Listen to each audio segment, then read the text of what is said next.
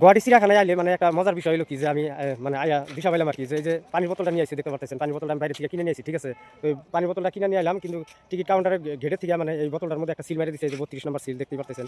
32 নম্বর সিলটা মেরে দেওয়ার একটা উদ্দেশ্য আছে, একটা কারণ আছে, ঠিক আছে। তো এই সিলটা কিসের জন্য মারছে আমি আপনাকে কইতেছি। এই সিলটা মারার কারণ হচ্ছে যে আমি বোতলটা ভিতরে নিয়ে আসলাম, বোতলটা পানি খাওয়া দেওয়া যদি আমি বোতলটা ফালাই দিয়ে যাই, যার জন্য এই সিলটা মারা হয়েছে, ঠিক আছে। তো এই বোতলটা মানে আমি 20 টাকা দিয়া ওখানে এই বোতলটা নিয়ে আসি, বোতলটা বাইরে থেকে আমি কিনছি টাকা দিয়া, তারপরে মানে ওখানে গেটে আরো 20 টাকা দিয়েছি, কারণ এই 20 টাকাটা যদি না দিতাম তাহলে হয়তো ধরেন যে আমি বোতলটা নিয়ে গেতাম না, বা হয়তো ভিতরে ফালা দিয়ে গেতাম, ঠিক আছে। তো এই বোতলটার এখানে সিল মেরে দেওয়া হয়েছে যাতে আমি বোতলটা পানি টানি খাই দিয়ে আবার ঘুরে নিয়ে যাই, ঘুরে নিয়ে গেলে আমার 20 টাকাটা আবার রিটার্ন করবো, ঠিক আছে। তো আপনারা যারা যারা আসবেন, তো ভিতরে পানির কেনার সিস্টেম আছে, বা হয়তো আরো মানে অন্য অন্য বস্তু যা নিয়ে আসবেন আর কি, মানে সদাইপাতি হাবি যাবি কিবা কিবি নিয়ে আসেন যদি, তাহলে ওই বস্তুগুলো মানে মানে ধরেন যে আর কি সিল মেরে দিব, ঠিক আছে। তো সিল মেরে দিলে আর আপনারা বস্তুগুলো এটা ভিতরে আর কি ভালো না রিটার্ন নিয়ে যাওয়া লাগবে, বুঝছেন।